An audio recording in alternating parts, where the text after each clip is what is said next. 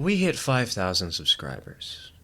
Yeah, sure, they've been spread out over a fairly long time, and not everyone watches me anymore, but hey, it's a nice milestone after 7 years of being on the platform. I figured I would celebrate by doing something special and a bit outside my comfort zone, but still within my current theme and goals for the channel. So I picked up a small but fancy model train. You might have seen me testing it around a week ago. It's Bachmann's On30 World War I trench locomotive. But I didn't just buy it to have a fancy locomotive I could run on the upcoming model railroad series I'm working on. I bought it because I wanted a challenge. The locomotive's cab looked more European than American. Not that the European appearance was inherently bad, it's just that I'm personally trying to model the classic American railroading vibe, and even though in the real world the leftover trench locomotives were sometimes sold to American railroads, I still wanted something that was more of a caricature. So, let's do just that. Let's revamp this locomotive and really make it pop. To start, I bought a Bantam Model Works T2147 full bunker cab conversion kit. This laser-cut wood kit has everything you need to replace the trench locomotive's cab, except for glues and paints. And, well, mine was missing some wires to make grab irons for the doors, but I sent the owner a message and he's shipped out some replacement parts. They haven't arrived as of this video's release, but we had some wire laying around that I eventually wound up using. I didn't record that part, unfortunately, and I added them pretty late into this project, so the grab irons kinda just magically appear near the end of this video. The instructions for assembling this kit, though, were really well made. While not every action had an image to visualize it, every step had at least a photo of the end result for that step, making it easy to double check you were reading the text correctly. I started by painting the outside frame. I wanted a cinnamon orange color for reasons that will become apparent by the end of this video. All we had, however, was Americana Cadmium Orange, which was a bit too bright for my liking. But I also did have up my sleeve a little bit of creativity to help me. By using around 2 to 3 parts of Cadmium Orange and 1 part Ceramicoat Territorial Beige, I was able to mix the colors together to get a color that I liked. I then slathered the cab frame with this cinnamony orange. For the roof and all associated pieces, I painted them Craft Smart Black. However, I realized soon after painting everything black that it might look better painted with the orange blend instead. So I repainted a couple of pieces before gluing them onto the sides of the car. However, I did leave the roof black. As the paints were drying, I started work on assembling the cab. I didn't bother painting the main walls as I already liked their color and they had some great contrast with the cinnamon frame I just painted. I used a light amount of wood glue, scraping away any excess glue that bled over onto the outside of the cab, and adding in some extra glue to the interior to have some better support for it. It was nice and easy to figure out which side went where, as the floor and walls had notches that only really fit on one part of another piece. Everything fit together very cleanly. Once the walls were all in place, I started gluing the frames onto them. Things very quickly took shape, and soon enough we had a respectable cab built up. The roof was quite tricky as we had to find some rubber bands and strap them around the roof to bend it into shape. However, the main problem for us was a general lack of rubber bands, as I struggled to find even 2 to wrap around the outside of this thing. And halfway through the roof gluing on, one of them just snapped, and I had to re-glue the entire roof because it didn't bend into shape correctly. Fortunately, we did find some more rubber bands to complete the job, and it wasn't too hard to bend it back into shape. For the windows, you were supposed to rip off an adhesive backing on the window frame and then attach it to its respective window piece using the backing, but I misread the instructions and didn't realize that while putting the windows together. That's a shame, since while the canopy glue I did use dried up clear, They made a slight mess on every window I put them on, and since I needed to attach the window to the rest of the car, this meant I had to put the canopy glue on both sides of the window, making even more of a mess.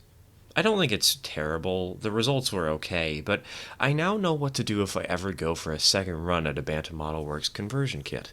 Which, well, I probably will do in the future. It was a very fun little build with a satisfying result. I will say this, if you're going to build this cab yourself, put the windows in place before you add the roof. It was very hectic trying to fit the windows in through the hole in the floor. It did work out in the end, but this would have been so much easier had I thought this out more before I put the roof on. With the cab painted and assembled, well, mostly assembled, we were missing the frame for one of the doors, so I had held off putting either door in place. We now had to make sure it fit on the locomotive, and, well, there was a cab already there getting in our way. It was fairly easy to remove, as only 2 screws held the cab in place, but when I took it off, I broke off 2 details that were connected to the boiler. It's unfortunate, but at least since I broke off the whistle in this process, I can repaint the rest of the boiler without worrying about ruining the whistle on accident. I can leave that in its golden paint color. Speaking of repainting the boiler, this was a good time to remove it, too, so that we could spray paint it with reckless abandon while not painting over the wheels or the headlight or stuff like that, the mechanics of the engine. The boiler was held in place by just 3 screws, one beneath the trailing truck and one underneath each water tank, partially blocked by the drive rods. With the boiler gone, it was time to test fit the cab. First, however, I noticed the old grab irons that were attached to the old bunker were going to get in the way, so I cut them off, filing down the joints to make them reasonably smooth. The grab irons weren't the only thing getting in our way, though. The original bunker and its lantern took a bit of work to sneak around. No, I couldn't figure out how to remove them for the life of me. They seemed to just be permanently attached. So, we had to pull the cab down at a slight angle at first to fit around the lantern. Once we had cleared the lantern and had the ability to straighten out the cab, the cylinder cock controls and the reverser got in the way on the inside of the cab, preventing the floor from descending. While it was possible to sneak around both of those 2 pieces with a little bit of fiddling, I accidentally broke the cylinder cock at some point, but that didn't bother me, since you can't see very well in the cab anyways. And presto, the cab fits nice and snug. But it won't look very good without the boiler. So let's go repaint that, shall we? Well, okay, there's almost always another step to do first. Before we can repaint the boiler, there are actually a few small pieces on the boiler and the water tanks that I want to paint a different color. These were for the water tank caps and boiler braces, which I felt would be fun to highlight with that cinnamon orange later on down the line, and would be easier to repaint if we removed the individual pieces. I also removed the pop valves atop the boiler. I didn't mean to, I broke them off with excessive force while trying to remove those braces, but like with the whistle, I did want to keep their original brass paint. Sure, it would be annoying to glue them all back on later, but I think that's easier than repainting them after spray painting over them. The reason I used excessive force on the braces is because they were very much stuck. They're supposed to be removable, but the holes that they were fit into were a little too tight, and it wound up being extremely hard to push them out. They did eventually pop out, but man, I think it took me like an hour to get all 4 of them removed. Fortunately, with that all removed, the next step, spray painting, super easy. My father helped out for a second and gave it 2 coats of Model Flex Engine Black. Yes, we didn't remove the USA lettering on the side of the tanks, which means that you can see their indent in the black paint if the lighting is just right. But it's really hard to make it out even when you're looking for it. Besides, I had plans to cover up that area with something special anyway, so even if it could be noticed, people would be drawn to the obvious special detail that I put there. I know it's only been like 10 minutes of this video, but it actually took us like 3 to 4 days to reach this point. I just wanted to mention this because while we may be breezing through this project in the video, a lot of these steps took much longer to actually do than they did to explain. I have around like 6 hours of footage of us working on this project that I edited down into however long this video winds up being, and that's not including the work we did off camera, or the recordings that I threw away because they were poorly framed, didn't show anything interesting, or my hands got in the way of the camera too much. By the way, I do know that my hand gets in front of the camera a lot. I'm looking to rearrange my workspace because of that last point. I just wanted to mention this because, it feels really weird to me how far along we are in this script when it took me most of a work week to reach this point. It's really only been 10 minutes of this video? Anyways, during that little ramble, you might have noticed I was painting some things cinnamon orange once more. I wanted to paint up the braces and tank caps to continue the theme I'm going for. I also painted the boiler's bands, which looked a bit weird on its own, but it'll look a lot better when the locomotive's complete.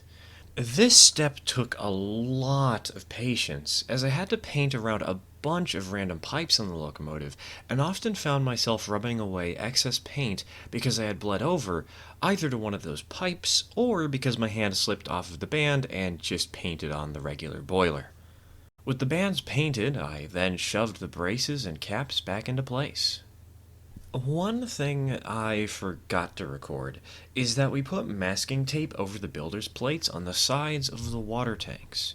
Since we can't physically remove them, we tried to protect them this way so we could hand paint over them, removing anything when it got on the plate and not ruining the overall appearance. We didn't want to spray paint over them after all. But emphasis on try. One of the two plates got damaged by the masking tape we put over it. Fortunately, it was still intact enough that we could paint over the missing parts and pass it off as just grime on the plate, but it is a little bit unfortunate that it got damaged. A strange quirk of this locomotive you may or may not have noticed is the engine lacks a bell. Apparently, the trench locomotives just never had them. However, the sound decoder has a bell sound effect, so I wanted a physical bell to justify using the noise in operation. I ordered one through Wiseman Model Services. They labeled it as a Lima or Baldwin bell, and I painted the frame black as best I could. In order to get it in place, I figured we would cut or file off the post on the bottom of the bell, but that wasn't really working, and even before I tried doing that, my father suggested we drill a hole in the boiler for the post. That was the better solution. For the hole, we poked a small dip in the top of the boiler dome closest to the cab using an awl. After that, we used a pin vise and tiny drill bit to get started, and then up to the size of the drill bit and repeated the process. This gave us a more consistently positioned hole. On the fourth drill bit, and the last one we needed to do, we actually didn't have any pin vices big enough to hold it steady, so I had to just use my hands to finish the hole. It worked, but it took forever. It took me like 10 minutes, and it was pretty painful, but after we scraped away some excess materials from the hole, the bell just slid right into place. I put a small coat of canopy glue around the base of the bell to try to hold it in place. However, my father struggled to find his pin vices for the drill, so while he was searching for them, I worked on assembling the doors for the cab and putting the last windows in place. We found the missing door frame. It was almost the same color of the floor it was on, and the windows I had just left out of the cab in case I felt like leaving one open for an engineer to lean out the window. In the end, I didn't feel like it. As I waited for the paint and glue to dry, I decided to try and paint the cylinders and the lights on the locomotive. This took patience, as I didn't know how to remove them and I was afraid I would overpaint, but after around 2 to 3 coats, most of the original gray had been replaced with cinnamon orange, and I made sure to try and remove any overpainting. After that, I just let the paint on everything dry for a couple of minutes. When I returned, the boiler was ready to be put back into place. Some careful movements to not break anything, and 3 screws later, it was on. And, well, the cab had been ready for a good while. It just needed to wait for the boiler to be put back first. Which, well, we just did, so... With everything back together, only a few more details needed to be added. Unfortunately, though, I didn't record all the changes I made. For instance, this little toolbox is one I custom painted using a brown blend of Americana Burnt Umber and Ceramicoat Territorial Beige with Ceramicoat Empire Gold for the hinges. I didn't record that paint job, but I did record gluing it to the front of the locomotive. There were some boiler details that got snapped off when I removed the cab, such as the whistle cord and, this little pipe. Some canopy glue fixed those problems, though. This is where I also added the grab irons to the cab. Didn't record it, but I did add them.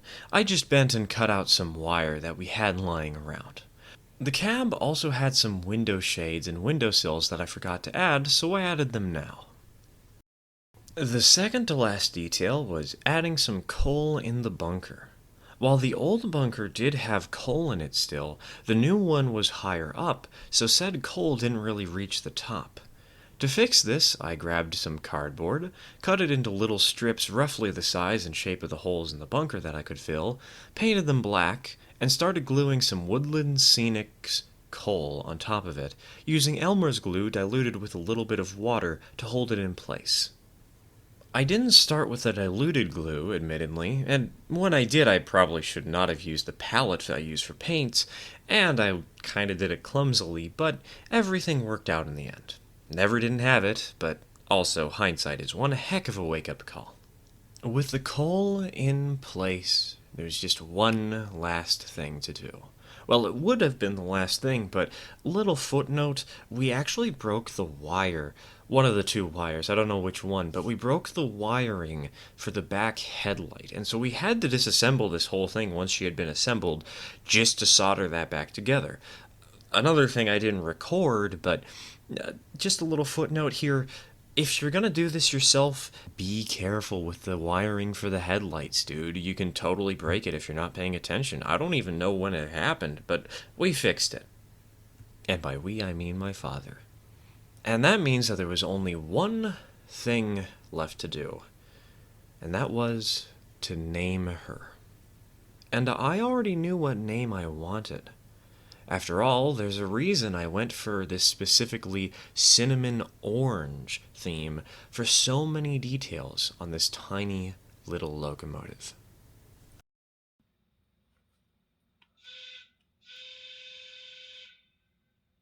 Allow me to introduce engine number 5001, which is a hilarious coincidence. The original engine, and therefore the current number plate on this engine, had the number of 5001, and I redecorated this locomotive for my 5,000 subscriber special. I didn't mean for it to work out that way, but now that I know it's how things are,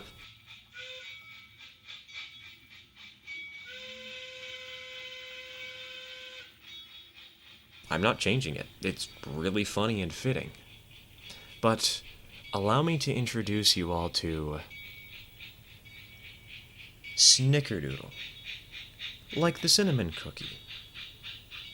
The text on her boiler is something I painted myself. I could have written it out better with something other than a brush, but we didn't have anything with a fine enough tip that wouldn't just scratch off the underlying black paint, and I wanted the lettering to be kind of sloppy anyways, as though the engineer came along and tried to quickly paint out the word before management noticed what he was doing. It's a goofy little name for a goofy little engine passed on with love. And yet, this engine still captures a serious spirit with its consistent color scheme and the obvious care for its appearance. This thing, while a little odd, looks formal in a realistic way. I love it. I'm really proud of how this turned out. For being the second train I've ever really finished decorating, Snickerdoodle is beautiful.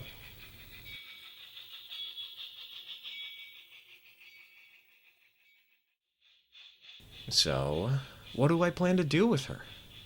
Well, I was thinking two things. One, there's a relatively local modular On30 train club that goes out to shows sometimes. It's more Washington based than Oregon based, which might make it hard for me to really keep up with the club, but I was looking into joining that and maybe running her there sometimes, and maybe contributing a module of my own to get in some benchwork building practice and some scenery practice. Two, this tiny locomotive can somehow manage 9-inch radius curves. I thought it might be fun to make a micro layout for her someday. But, well, I've got my main model railroad project to focus on for now, the Willamette Port Carony. Those ideas might have to wait. But just because they're not happening now doesn't mean I'm giving up on the ideas. Just means we're gonna have to wait for, say, 10,000 subs to try something like that. Thank you all for 5,000 subscribers. It may seem small when you look at how big some YouTube channels get, but seriously, I'm not sure I've had in-person conversations with even 1,000 people in my life. It's nice to know that these passion projects of mine are things I can share with people who can appreciate what I do. It really does mean a lot to me.